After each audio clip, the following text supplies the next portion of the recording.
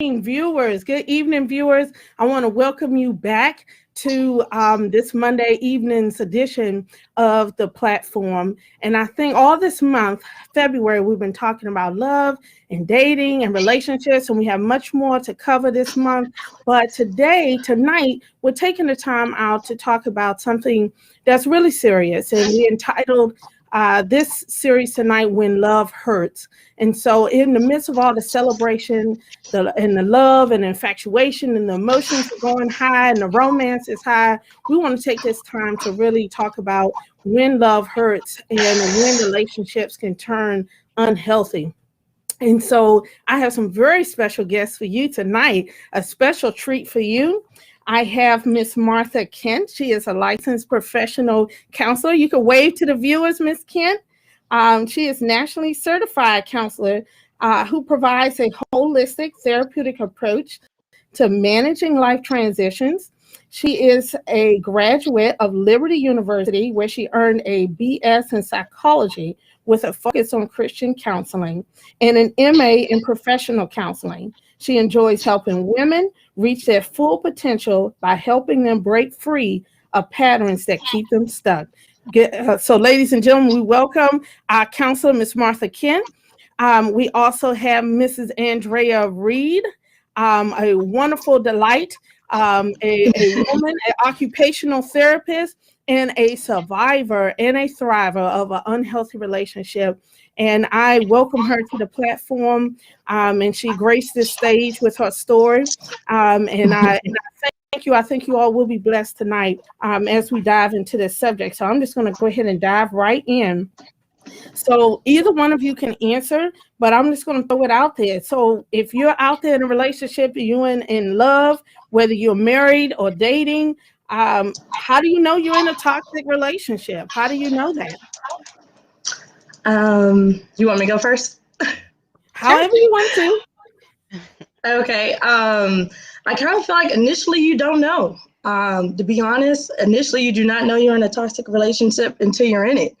And then once you're in it, you find yourself to be kind of knee deep before you realize that, something's not right, something's off. You start to, it starts subtly and then it starts to gradually build.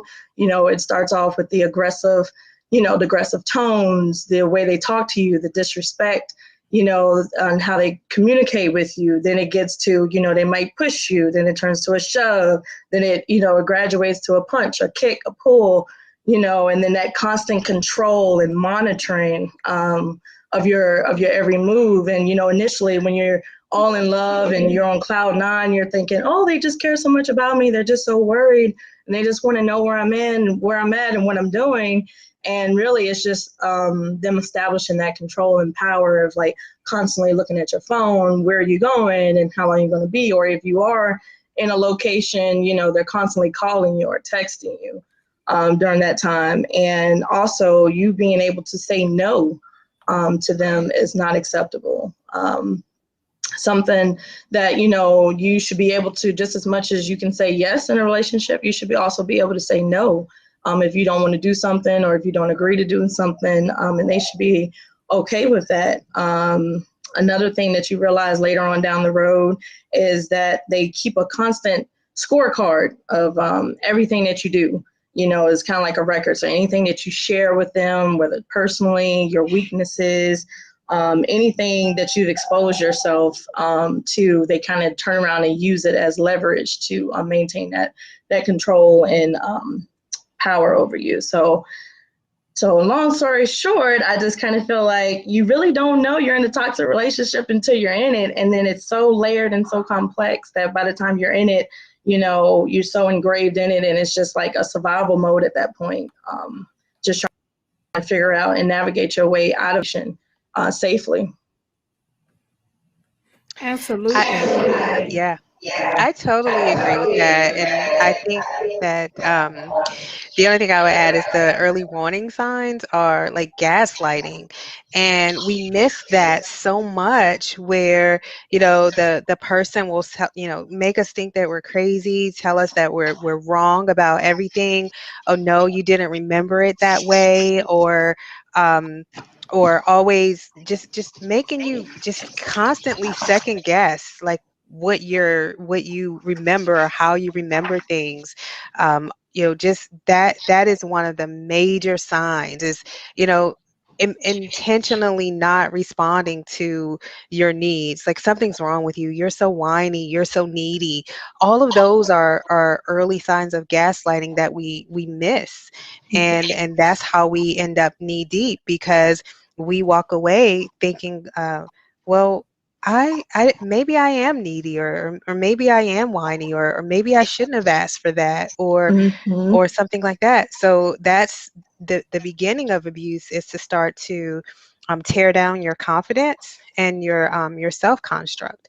And so the more you start to doubt yourself, the more you just cave into that pattern of abuse. Absolutely. And I thank you all for sharing that, because I think it's so important that we remember that when you're in relationships, like you said, they don't start out that way. They don't start off, blatantly obvious. It starts and feels like a loving and wonderful relationship.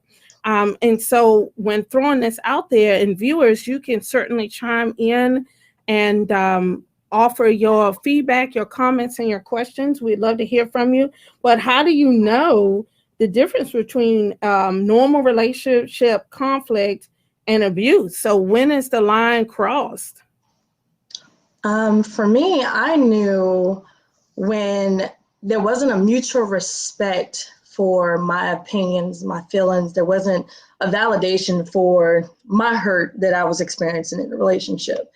And it was always, what you did to, cause the reaction or the response that you got, which most of the time it was, very abusive, whether it was physically, mentally, or emotionally, and not being able to have a voice in the relationship. And then just, feeling like it's not even worth it at the time. Like when you feel like you can't even advocate for yourself or speak up for yourself. That's when when you're able to, speak up for yourself and advocate for yourself, and you have that person receive it, listen, and validate your thoughts, and whether they agree with it or not, but just having that respect as a partner, and respecting that about you, that, that lets you know there's a difference between a healthy, conflict versus the abusive conflict, where if you bring something to their attention and you say, I didn't like how you did X, Y, and Z, like, I don't appreciate you talking to me like X, Y, and Z. And their response would be like, well, if you didn't do X, Y, and Z, then I wouldn't have said this, or I wouldn't have hit you, or I wouldn't have, done this. And it's always no accountability, no ownership of any part they play into it. And it's always, you are responsible for the response that you're getting. Yeah. And thank you for sharing that. And I appreciate that, because it's so important that when you're hindsight is always 2020. And that's what I Absolutely. learned, that hindsight is 2020. And then, you get in these experiences, and you like, after you live through, you're like, that's right. Why didn't I see that? Why didn't I miss that? And so I want to give Miss Ken an opportunity to respond to the question as well. I just wanted to piggyback on what she was saying, that yes, it always seems one-sided, like you're always to blame. But when we talk about relationships, there are healthy relationships, unhealthy relationship, and then there are just toxic relationships. And all relationships tend to have at least some of the first two things of healthy and unhealthy, patterns and communication styles. But healthy relationships don't live in the unhealthy zone and hardly ever reach the toxic zone, but they do have some characteristics of unhealthy, because we're human. But to add to what Andrea was saying, the other part of it is, in a disagreement, you're arguing about something that happened. You're not arguing about why you're a bad person or what's wrong with you. So when you're in an argument with someone and it always turns volatile, whereas you burn dinner, no, okay, I'm sorry I burned dinner, becomes you're stupid, you don't know how to cook. And it becomes like attacking and threatening and mistreating, and then controlling. So that's how you can tell the difference between something that is like a normal argument about dinner versus one that's, more abusive. Absolutely. And it's funny you mentioned about the dinner situation. I had a situation where I was cooking, I believe it was cream of wheat, and I was stirring it, and it became a big argument because I was stirring it counterclockwise versus clockwise. And, I wasn't cooking it because, oh, you didn't want to fix it for me. That's why you're not doing it how you normally would do it. And you're going to make it wrong. It's not going to be the same, And it just, that's when you kind of know, when that abuser, it's like they use any opportunity to try to demean and put you down and kind of basically intend to hurt and control and try to humiliate you, and it was also in front of, one of his friends, and it just became this big, this big to do. And I'm just sitting here thinking I'm going crazy because I'm like, I know this is not all about some cream of wheat and me stirring counterclockwise versus clockwise. Like, this is insane, But it really did become a really big blow up. And that's one of those situations where you do, that's one of those real red flags. It's like, hey, this is a very toxic relationship that you're in, just piggybacking off of what you have just spoken about, just little things turn into big things. Yeah. Were you going to say something? And I'm sorry. No, I wasn't. Okay. And I think, I can even think on, out of full disclosure for myself, just opportunities of my late husband, we had a what I would say an abusive relationship. It didn't go as far as physical, but it definitely was a lot of emotional and verbal abuse, and it was escalating. And like we were saying earlier in the broadcast, I didn't see it. I didn't think it was what I would say abusive behavior. And then I think was so tricky about it is that I knew about abuse. I learned about it in the textbooks. I learned about it in the classes. I'm a nurse by profession, and we screen patients for domestic violence and abuse, and so I knew all of it. Intellectually and cognitively, but when you're in the relationship, when you're living it and experiencing it, I didn't make that connection. And it was many years later, and being in it full time and starting to notice and question and like, that's not making sense. Things started to click. Can you explain, why does that happen? How is it that we disconnect? We know the knowledge, or maybe you don't know, but in my case, I knew the knowledge, but I didn't make that connection to my personal experience. So I recently had a similar experience where, I was seeing someone and they started gaslighting me. Gaslighting is when the other person tries to make you think that you're crazy or you don't understand. Your perception of reality is wrong. So it would start with things like, okay, we're going to meet at, the restaurant on this street. And then I go to that street and they're like, no, I said meet at the one across the street. And so you get to thinking and you're like, well, maybe I did mishear, or maybe I misunderstood. And you start to just naturally question, like, okay, well, maybe I wasn't paying attention. Maybe my background was noisy. And then so on and so forth. And you just end up like in this hole where you're looking up and you're trying to figure out, like, how did I get down here, where I'm afraid to say what I think or what I feel.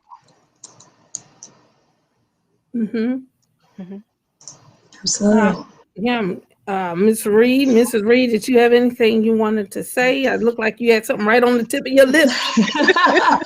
No, I mean, I agree with everything she's saying. It's a very subtle is very subtle, how it all, you know, happens and how it all plays out. And you don't see those, you know, those gaslighting signs early on, you know, could be misconstrued for other things, or we're in denial, or a lot of times we want to see what we want to see, you know, and we get caught up, you know, in that kind of infatuation period.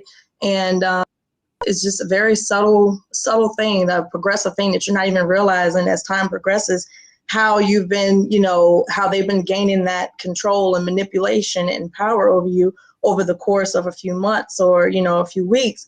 And then, you know, like, you know, Ms. Martha was saying, it was just, you know, you really start to doubt yourself and really start to think like, well, maybe, you know, maybe I didn't see the sky was, you know, was purple. You know, I thought it was blue, but he did say it was a little hint of purple. So maybe, you know, and you really start to think you're somewhat crazy a little bit. And then you just, that doubt, that self-doubt starts to kick in, and not to mention all the other complexities of whatever you're dealing with personally, you know, self-esteem, self-worth, you know, confidence, you know, your own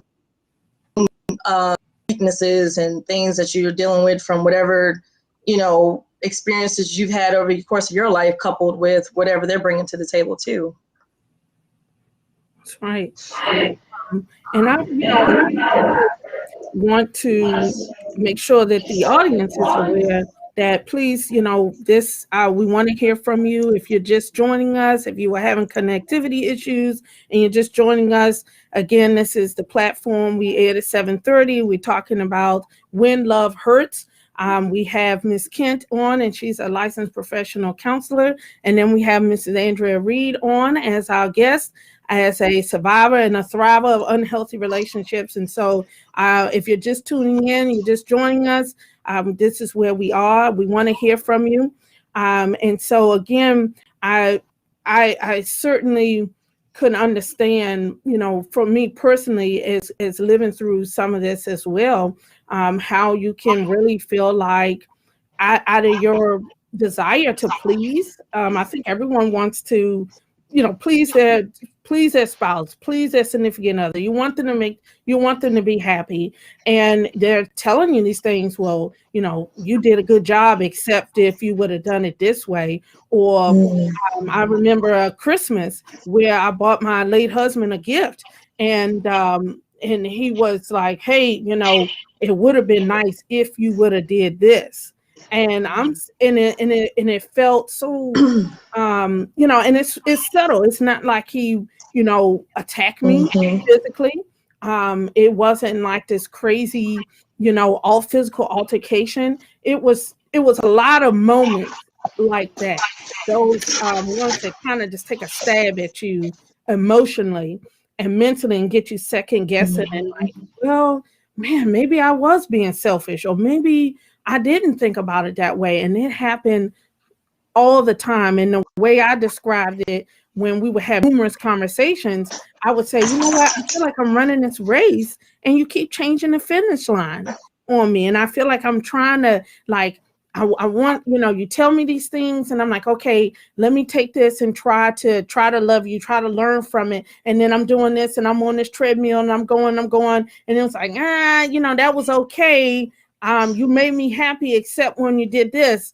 And it just kept going and going. And so any one of you want to, you know, speak to that?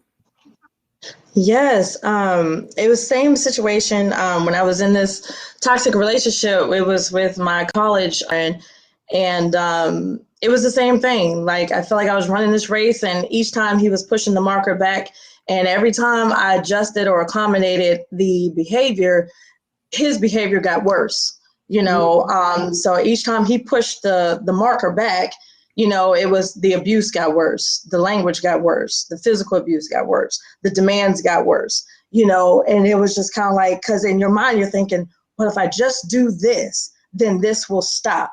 Or if I just do this, then he will be happy. Or if I just do this, you know, he said, if I just do this, we will go back to that moment in time that I'm holding on to when everything was great and gravy. Because that's like, I feel like throughout the relationship, it's like, that's that moment that you are constantly fighting to go back to, you know, because when you got into a relationship, it was almost like a bait and switch kind of situation. They are like friend, they are the best thing since sliced bread in the beginning of the relationship to kind of get you in. They feel like you think they're all compassionate, they're considerate, they're loving, they're caring, they're all of these things. And then somewhere along the line, that's when that switch happens.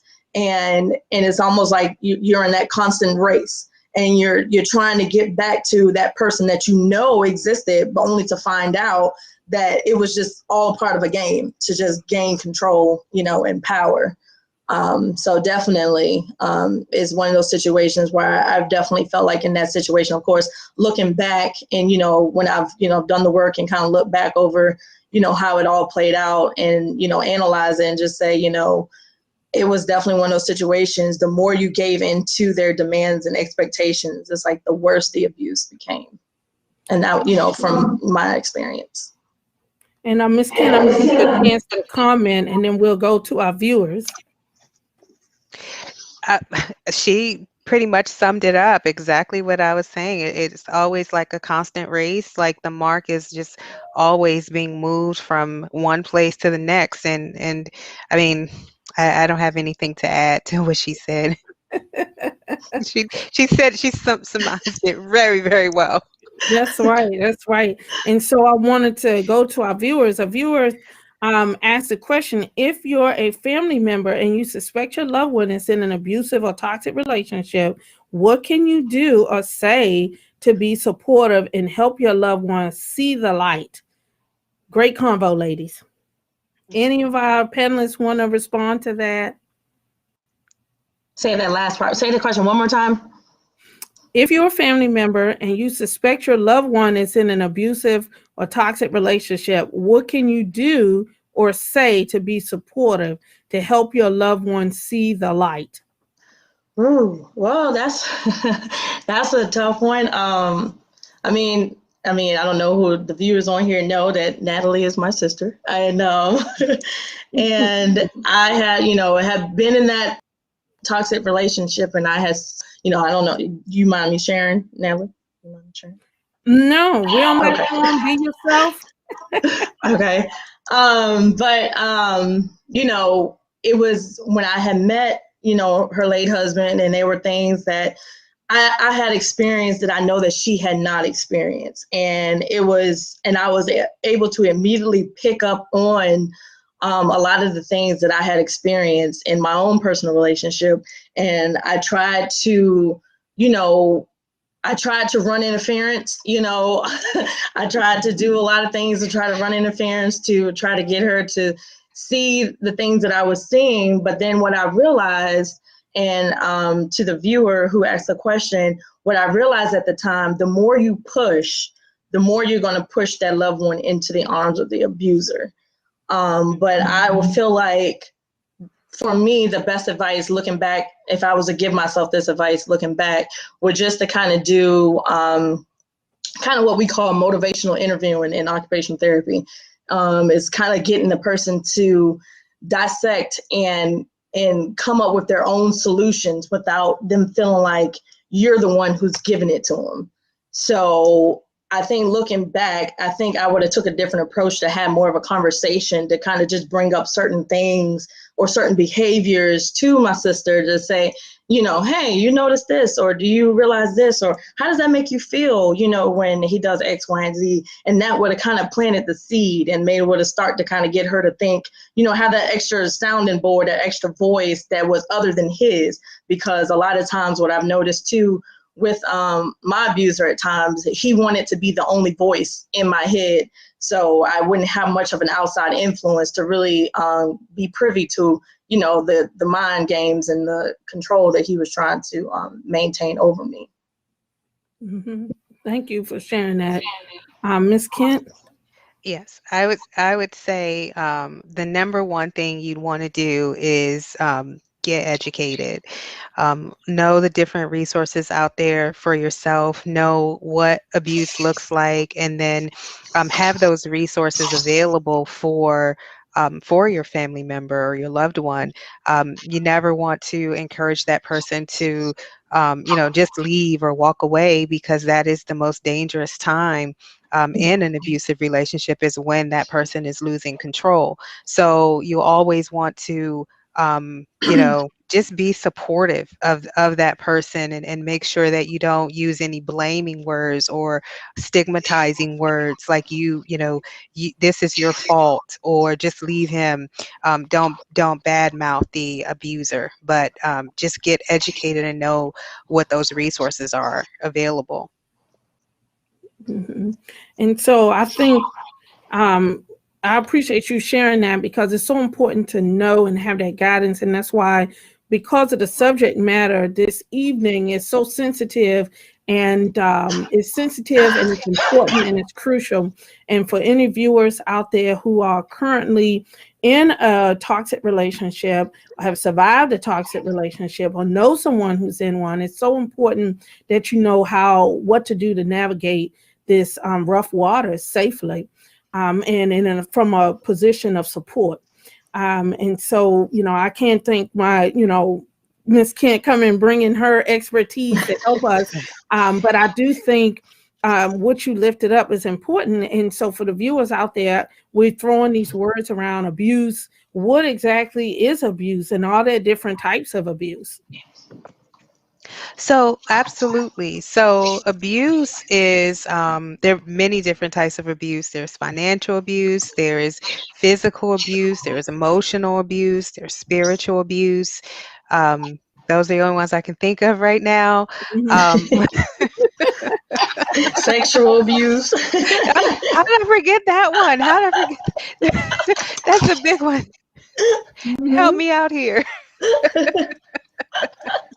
Sexual. Yeah. Uh, so abuse is, when the person tries to take control of the situation, try to have power and control over the other person. And, women are abusive. Just as much as men are abusive, which Mhm. is not something that we like to hear.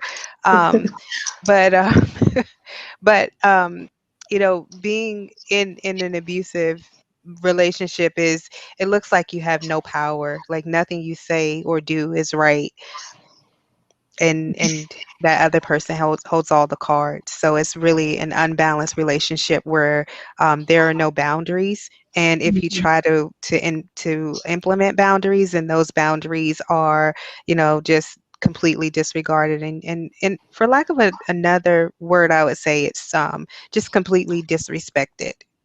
Mhm. Yes. And thanks for sharing that. And I want to make sure I'm including in our viewers. Thank you for those who are chatting in comments and questions. We want to hear from you. For those of us who are joining us in the top of the hour, again, this is the platform we're talking about when love hurts. And so we have our guests, panelists on, talking about abuse in all of its forms, and really unpacking this sensitive topic that affects not only women, but men as well, and also children. And so that's something that we can kind of dive into later on. And so, viewers, we do want to hear from you. But what effect, I'm going to throw this out to the panelists, what effect does abuse have on your body, on your mind, and your soul? I know Ooh, it's a big question. yes. That's a very big That question. one, abuse, in any form, is traumatic, and it's a violation of your mind, body, and soul. And it's like your body's in a crime scene almost. It doesn't feel safe, um, and the trauma. You just try to spend as much time outside of your body as you can, because you're trying to escape constantly having to relive those moments. And then you're mentally tormented by the shame. You are ashamed that you were in the situation. You are ashamed that it occurred. You are ashamed that, how you reacted or how you didn't react when you were in that situation. And then, at the same time, you just, you start to become numb. I know at times I felt like just kind of like a soulless body walking around just in survival mode, just kind of like, I just got to survive, and you definitely feel outside of yourself. You lose yourself. And then, and it's a battle of, trying to remember who you were before you got with them, and try not to become the person that they're trying to make you out to be, or that they say that you were throughout the relationship. And then also what society deems you to be. You're also fighting the stigma of society of blaming the victim also. Well said. Ms. Kent?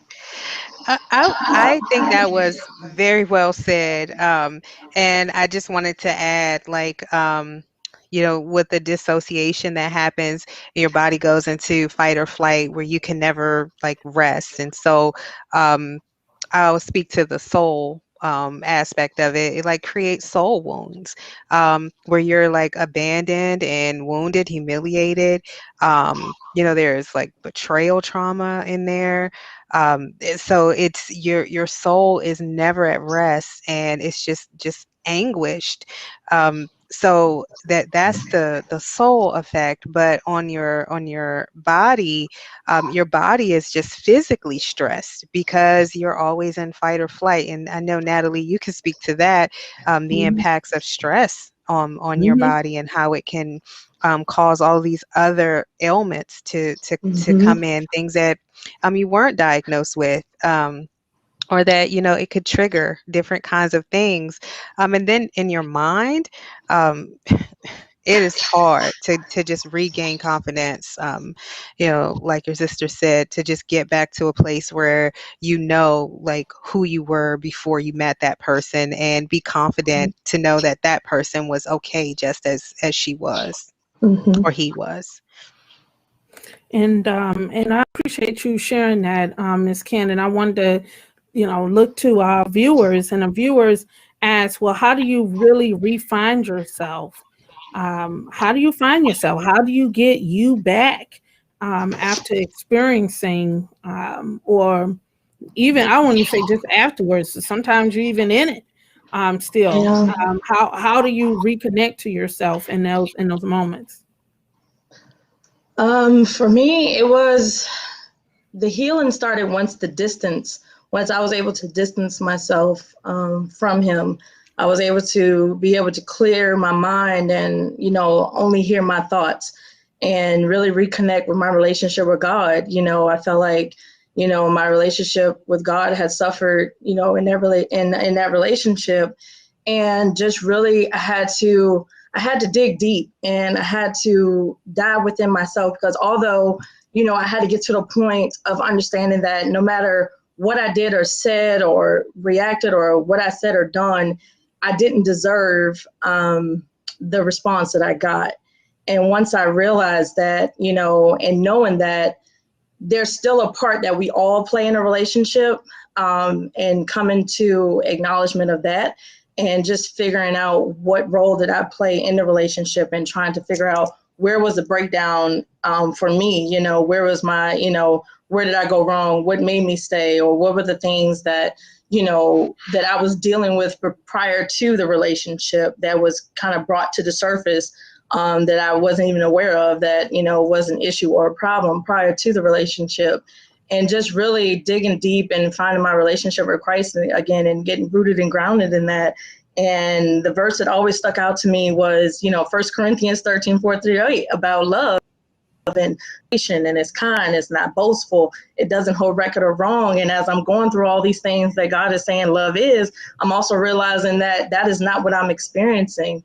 And just having to really take time for myself to do the work, and not make excuses for myself, but also forgive myself and not myself as well, and know that I'm human, and really had to go through like a detox of all of the things that he tried to make me believe about myself. And it just really was hard, brutal, grunt work. As Yana Van Zant would say, you got to do the work, and did the work. And, I just thank God. I just give all, God all the glory and the praise for getting me through that very dark time in my life.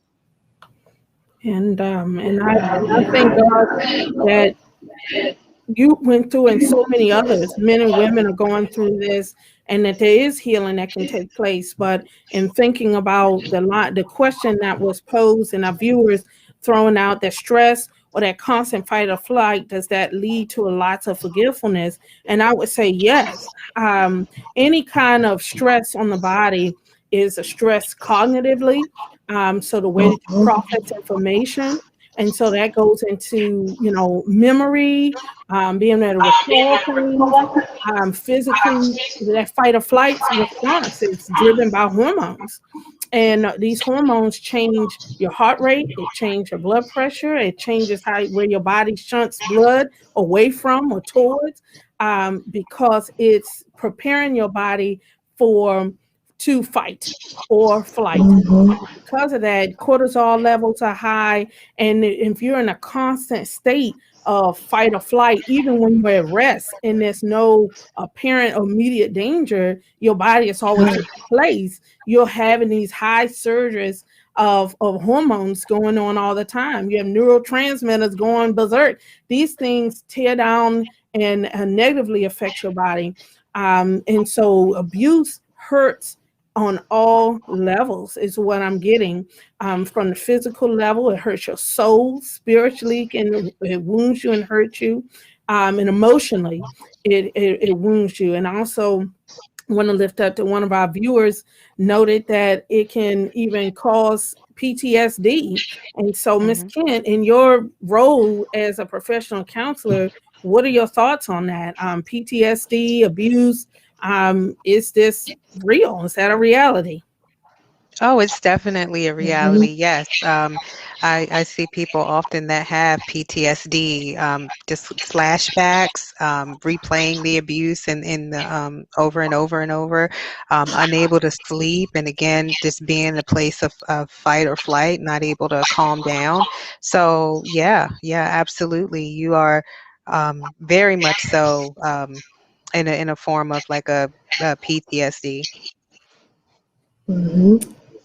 Yeah, and I Absolutely. think, mhm.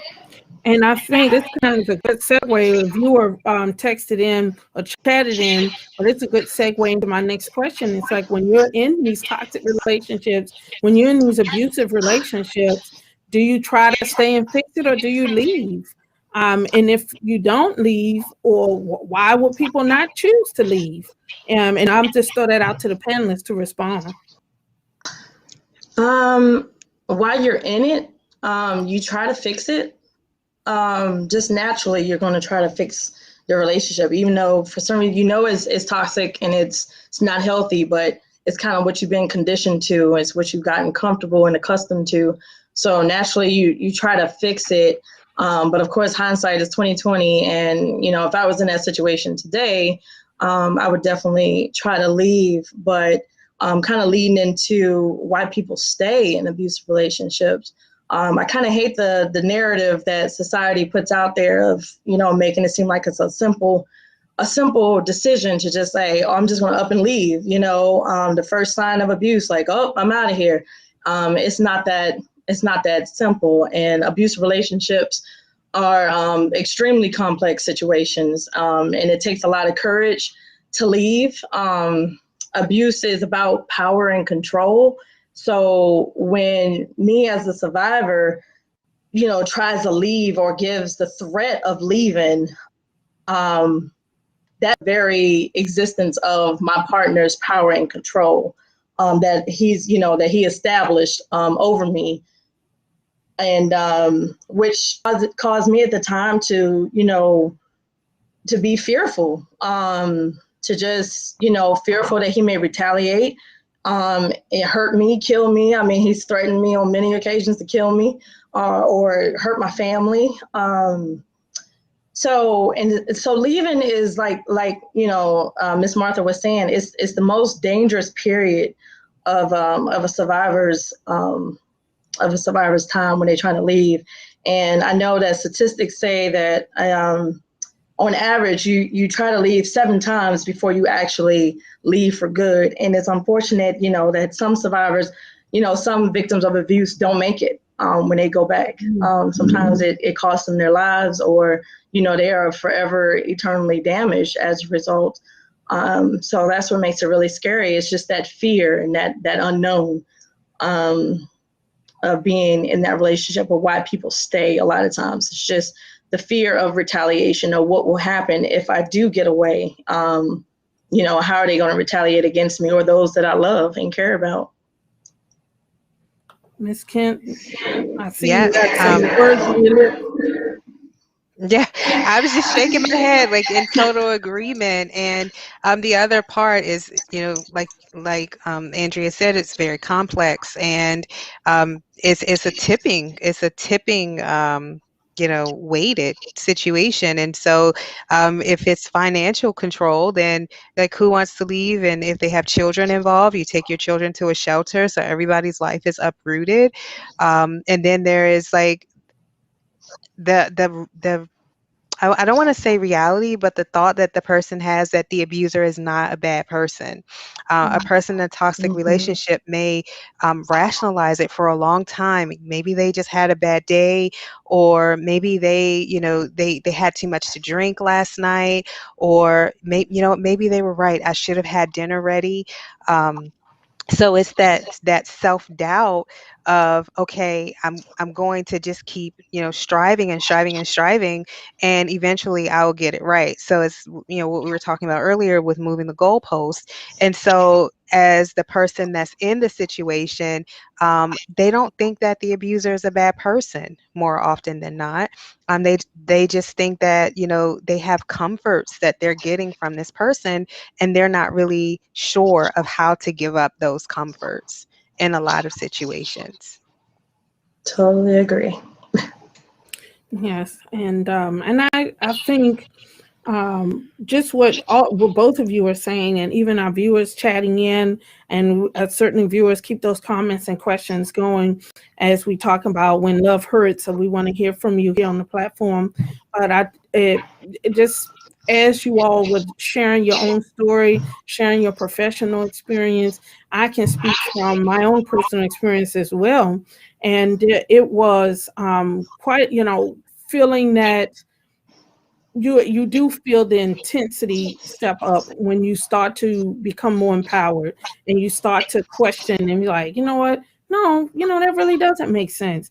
And no, I'm not responsible for your happiness anymore.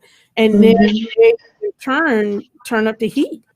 They turn up the heat on you, and I'm going to leave, I'm going to do this, or you're not going to make it without me.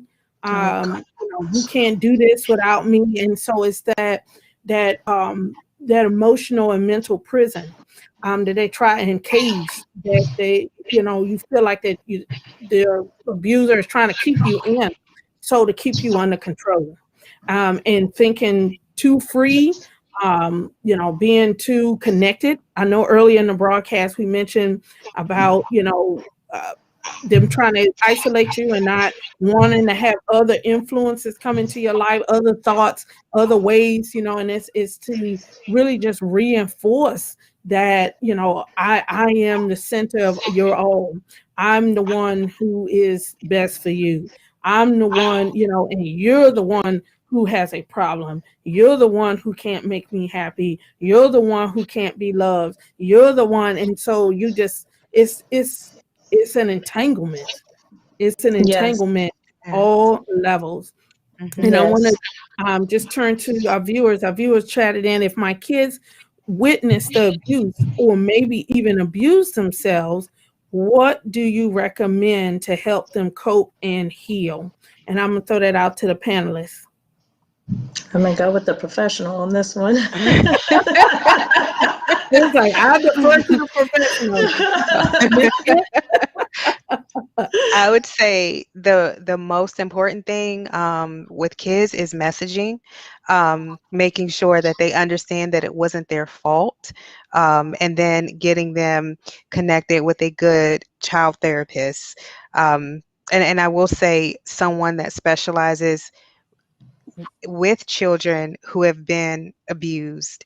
That is so important, that it's someone that does play therapy, does sand tray, that could help them process the abuse. But the most important thing is messaging, and helping them to understand like what happened to you was wrong and it shouldn't have happened and it wasn't your fault, but making sure that they are after removed from the situation in a safe way, that they're in a loving environment. Mm-hmm. And I would say, unless Mrs. Reed, you had something you want to add, I certainly don't want to take over. No. I mean, my experience was, I didn't have, any children with, my abuser at the time. So I just leave that to the professionals to speak on that. I can give my opinion, but I don't want to give the wrong advice. And I thank you for being wise and giving the floor. But I can certainly say, as just experience and walking through it, because I had children, and it was very tumultuous, and it's constant. I just remember feeling so much guilt that my children are being hurt. And I'm sorry if I get a little choked up or teared up, but just feeling like I want to protect him, but I can't. I wanted to stop, but I can't control him. And just feeling that mommy guilt and feeling like that helplessness was just unbelievable. It was an unbelievable pain to feel and to be in that place. And just as Ms. Kent raised up the importance of getting counseling, getting support, professional counseling, pastoral counseling, and I would say all of the above. I'm a Christian woman. I'm not speaking against spiritual divine intervention healing by any means. I believe God is a healer, but I do think God uses the body of he uses people to help us walk through these things. And I can remember taking the children to counseling and starting to feel empowered, because it's like, I learned that my children are more resilient than I thought they were. And that even if I couldn't control him and I couldn't control all of the variables, I can give my children the tools to strengthen so they can bear and they can overcome and we can make it together. And I had to start shifting the way that I think about that because it, even just talking about it, I tap into that pain and it hurts and it's very raw. It's very raw. Any of the panelists want to speak to that? I just, I've always been, in your corner and just admired your strength and always just, supported you. And through that process, just knowing, the anguish and the torment that one goes through being in a situation like that, and to compound it with children, because at that point, it's not just about your safety. At that point, it's about the safety and well-being of your children. And having children, now, and just, I can't imagine the amount of stress and anguish and fear and anxiety and just, just fear for your children and yourself. And I just admire your courage and your strength throughout that whole process. And my nieces are thriving, beautiful young girls. And, I might be a little biased, but they my babies. They're doing well. And, for all of our viewers out there, Ms. Kim, by any means, chime in whenever you want to. But any of our viewers out there who are going through this and living this, and your children are involved, I encourage you. They're stronger than you think. You're stronger than you think. Get the support that you need. And even if you can't make your spouse go, your significant other go to counseling, get support, you go. You take your children and you can go. We thank God for technology. We're in a virtual world now, even more down than ever. You can do counseling online. And so I don't know, it's a plug in for Miss Kent. Like Miss Kent, you can do it online. You can do it online for getting that report. Absolutely. You can do it online. There is no reason why you shouldn't do it. And depending on the severity, because, things are always on a spectrum. So when we talk about domestic abuse and toxic relationships, I think that we have to keep in mind that life is lived on a continuum and on a spectrum. So it may look very different for some people than for others. For some people, it may be forms of emotional abuse or financial abuse. And then for others, it may be, all types of abuse, sexual, physical, emotional, financial. And so they may not have the resources or the means to reach out, or they may be in total isolation. And in those cases, I just want to just put in a plug and say, you're not alone, and people won't judge you if you go to reach out for help, because there is safety, and life doesn't have to look the way that it looks now. Absolutely. And I agree with everything she said, because I gone to therapy. When I was on campus, they had campus therapists there for us to talk to. And I utilized that, and I've gotten therapy outside when I was after graduating, and definitely a huge advocate for seeking counsel, and your church, your pastor, just definitely just utilizing those resources that are out there, and realizing, just like, Ms. Martha said, that, there's no judgment. They're definitely there to help you, navigate through all of your emotions and all of your thoughts and ideas, and, anything that you may have questions or concerns about. They're not going to make you feel like you're stupid, or, why are you thinking this, or why are you feeling this, but actually help you navigate through it, so you can begin to heal and get back, not only to yourself, but a better version of yourself. Absolutely. And there's strength in community. There's strength in being in the light. When you're in the darkness and shame and secrecy, wickedness prevails, because there's no counteracting those negative thoughts or feelings. There's no one saying, hey, let's think about this a different way, or what, I think let me try to step in. Because when you're on the front lines of your own issue, and you're getting beat up emotionally, mentally, and even physically or spiritually as you're going through this, you become weak. And and the word teaches us that when we're weak, Christ is strong, and He can be strong through others. You don't have to bear it and be all and everything. And I think of course I don't speak for the entire race, but I will say I feel like, in my experience as a Black woman, coming from being raised and brought up in a Black church, there's so much, I don't need counseling. All I need is Jesus to get me through. Do I think that's true? Absolutely, yes. But I think it's not quite the whole truth. I think people are missing some of that. Can you all speak to that? Any of the Yes. panelists? I mean, absolutely. It's a all-encompassing,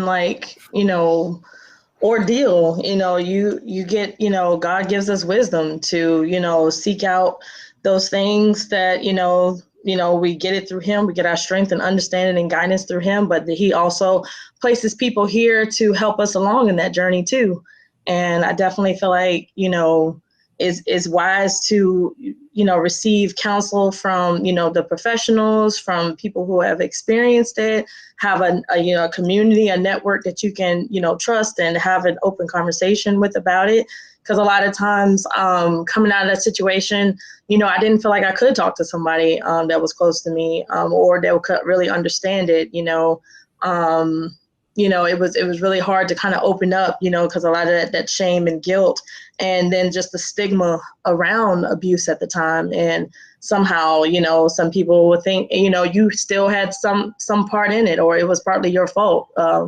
So and it's a lonely feeling. So I definitely would say to reach out to those who are put in place, that God has put in place here to help you in those situations. Kent?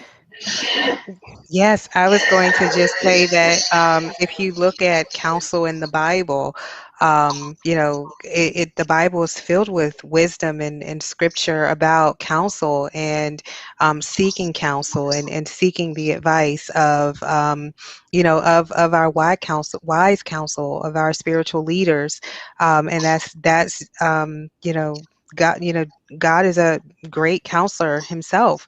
And so it's something that is in the construct of how God created the world when it was formed, is that we need counsel because we can't really be left to our own devices to figure things out. So counseling is something that is necessary for all phases of life. And I would just add to that if it's when it comes to counseling, it's important to find the right fit. It's like a glove.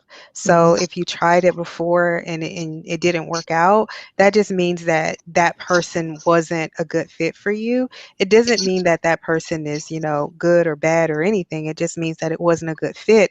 But it's important to go to someone and figure out, like, what's in my heart, what is going on with me, and who can I really just get naked with and be honest about what I'm feeling and experiencing. And that is so important, just being able to, because for so long in that relationship, you don't feel like you can be transparent or you can let your guard down because you're always in that fight or flight mode. So coming out of a relationship like that, it's, trust is a big thing and your guard is up. So basically, just like, Miss Martha was saying, just really being able to find someone that you can be naked with, because that's what it's really going to take for you to really truly expose yourself to heal.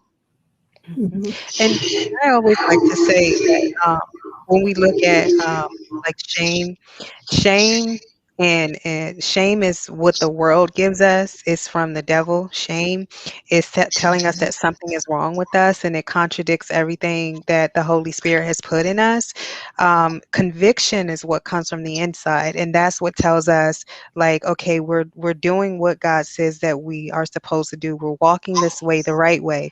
And so shame, when you come across shame, it's not a good habit to be led by shame, or to allow shame to have so much control in your life to where you're not going to reach out, because with shame is pride, and pride comes before fall.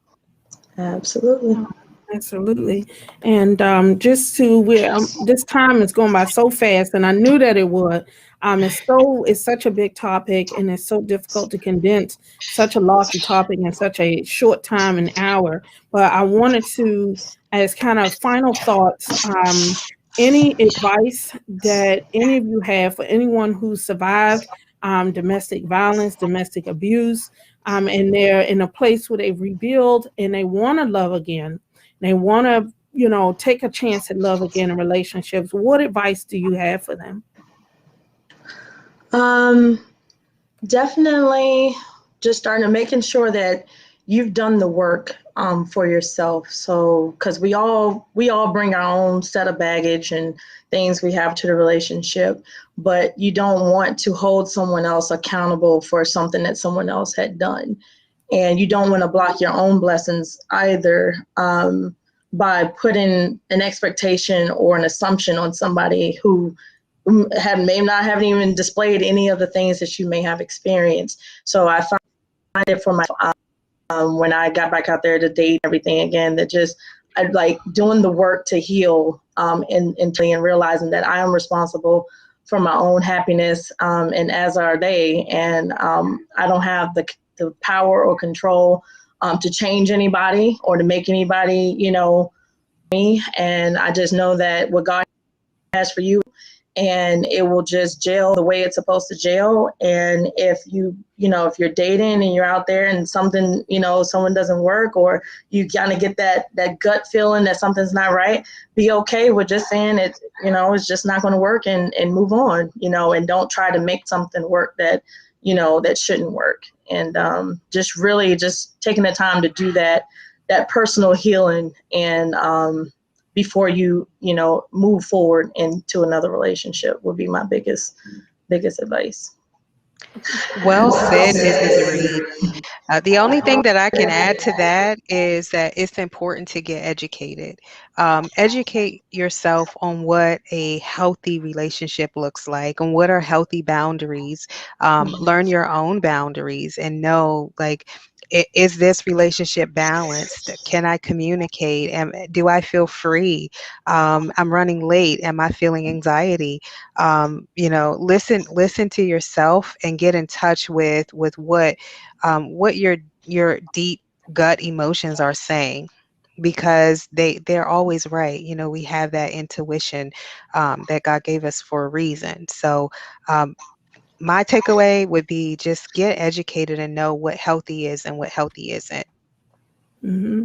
And Miss Kent, do you have any resources, and I can type it up and put it out there for our viewers, for anyone that's going through something, whether it be a domestic violence hotline or a website where they can go to get educated or seek help? Yes, I would recommend the hotline.org, Okay. or Love is Respect. Those are two websites that can connect you with domestic violence resources in your area. And one of the biggest parts of domestic violence resources is safety planning. So if someone is planning to leave, it's important that they connect with someone to get a safety plan, so that they can exit the situation safely. So those two resources are very helpful to help you navigate what is healthy, what is unhealthy, and then, like, this is toxic or abusive. And thank you for sharing that, because there's quite a bit to wade through, and you're going to need the help for financial resources, for psychosocial support, support for the children, recovery. You might even need some situation. They might need temporary shelter. It just depends on, like Ms. Kent was saying, you're on a continuum, what your needs are. But certainly, we want our viewers to check out these websites. Look at it, share it with friends, look at them yourselves, learn, educate yourself, because it's so important. It's so important that you get the help that you need. And so we are over our time. I cannot thank these dynamic women enough. I cannot thank these dynamic women enough for coming on, for sharing your story, being courageous and bold, for Miss Kent sharing her expertise and her wisdom. And even, and Andrea, you certainly shared a lot of wisdom from experience of living through it yourself. And so I thank you both for being courageous, for standing in the gap for when men and women are too weak to stand for themselves and advocate for themselves. And so I thank you all. God bless you. To our viewers, if you're going through domestic violence, if you know someone who's going through domestic violence, don't keep quiet. Educate yourself, get the help. Don't allow love to love you to death. It is not worth it. It's not worth it. Love is about life, not death. And so Absolutely. I thank you for tuning in. Next week, actually next Saturday on February 13th, and looking forward, the platform's having a hybrid Valentine's Day event. It's going to be blessed. It's going to be exciting. It's going to be food and fellowship. So you can join us online, or in the sanctuary. If you're coming in the sanctuary, we are limited to how many people we can have because of COVID restrictions, but online is unlimited. You are in for a treat, and we will be back online the following Monday, the 15th of February at 7:30. And so I thank you again for joining us, your support for the platform, for our guests. Be blessed to be a blessing. Have a good evening. Thank you.